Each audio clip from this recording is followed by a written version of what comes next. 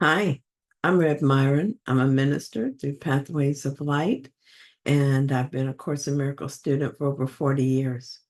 I'm going through the text again this year, asking Jesus for clarity, and then I'll write from that clarity. And that's what I'm sharing with you. So let's get started.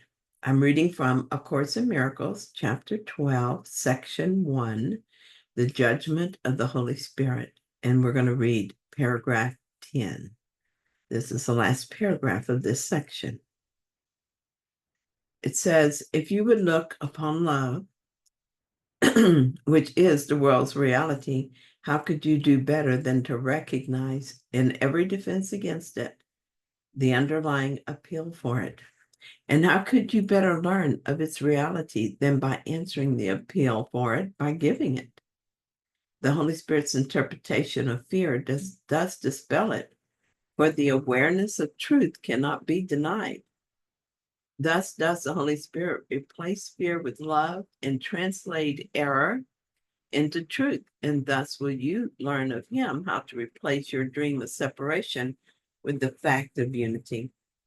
For the separation is only the denial of union, and correctly interpreted attests to your eternal knowledge that union is true. Last night, I remembered that I'd completely forgotten to do something for a client last week. I felt a surge of panic, and as I thought of it, I became more and more anxious. Since I've been studying fear, I immediately saw that this anxiety is fear and that I can use it to continue the study. So I'm looking at it with the Holy Spirit. What if I have damaged the trust my client has in me?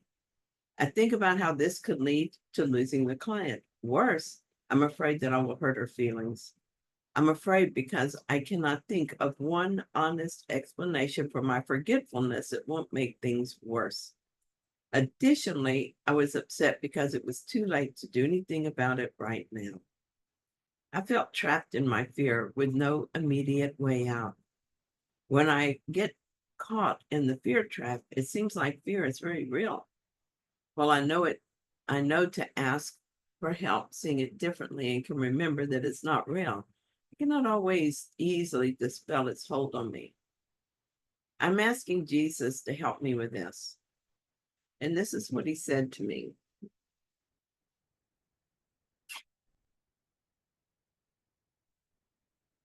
First, sister, remember that the problem seems to be a missed appointment, and so the fear seems to be about the consequences.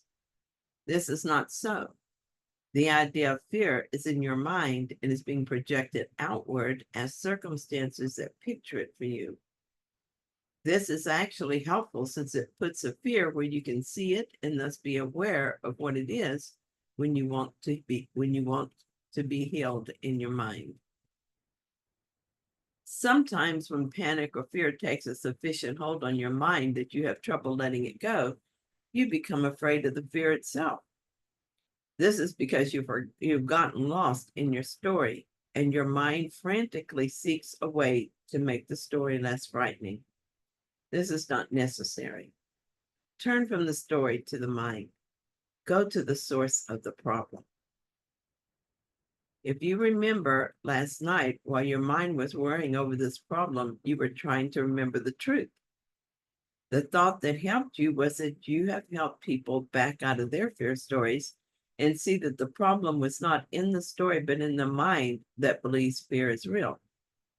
That thought was a relief to you because it reminded you that your mind holds the solution. I know that you find this idea we have been discussing very difficult to hold on to in the face of fear. This is because you taught yourself to believe in the fear rather than what the fear is trying to hide. When you help your brothers and sisters see past their fears to the reality of the situation, you do this out of love. Literally, it is the love in your mind being extended to their mind.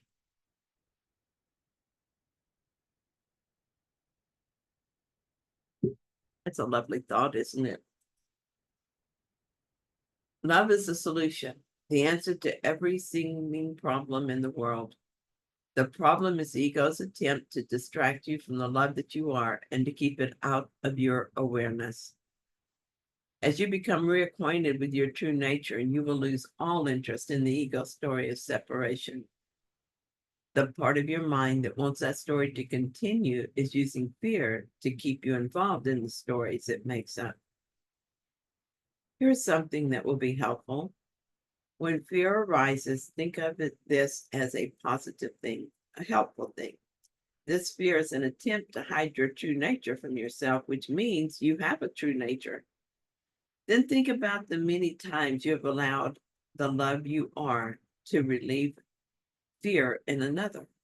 Let your mind dwell in that love rather than in the fear thoughts the ego thought throws up as a barrier to love. This will help you regain your center.